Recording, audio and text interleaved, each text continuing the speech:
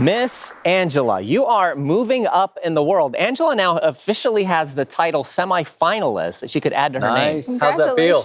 Feel good? Yeah, that's a good thing. And you know, Angela, we know that one day you'd like to write a book, and I would love for that book to be titled Angela, the Bible Bee Game Show Champion. Wouldn't that be cool? Yeah, that would be cool. I would read it for sure.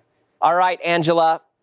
These passages are worth a maximum of 1,000 points, but remember, for every error, we have to deduct 100 points. All right, Angela, are you ready to recite your passage? All right, here we go. Please recite for us Matthew 5, 3 through 12. Matthew 5, 3 through 12. Blessed are the poor in spirit, for theirs is the kingdom of heaven. Blessed are those who mourn, for they shall be comforted. Blessed are the meek, for they shall inherit the earth. Blessed are those who hunger and thirst for righteousness, for they shall be filled. Blessed are the merciful, for they shall obtain mercy. Blessed are the pure in heart, for they shall see God. Blessed are the peacemakers, for they shall be called sons of God. Blessed are those who are persecuted for righteousness' sake, for theirs is the kingdom of heaven. Blessed are you when they revile and persecute you, and say all kinds of evil against you falsely for my sake. Rejoice and be exceedingly glad, for great is your reward in heaven, for so they persecuted the prophets who were before you. Matthew 5, 3 through 12. Angela, I love that passage. When I was in either semifinals or finals last year in the game show, I got that same passage.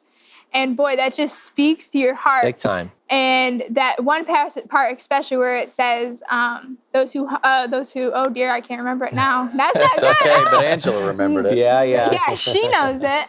Those who hunger and thirst for righteousness, that they should be filled. Yeah. And how powerful that is. What an awesome promise we have to hold on to as Christians. And as Bible Bee participants, we have been studying the scriptures. You have been studying the scriptures. You've been hiding it in your heart. You've been seeking after that righteousness. And you have the promise of that you can be filled with that. When you were reciting that passage, right after you got through the persecution part, then you went, rejoice. Yeah, I saw that. Because you guys, I'm sure the audience saw that too. What did you feel inside when you said that? Did you know that you were about to make that change? Well,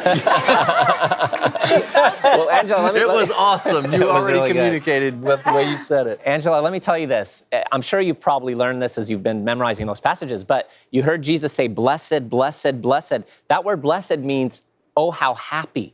Happy is that person who fits into this description. And guys, you think about how so foreign the words of Jesus must have been in that time for people.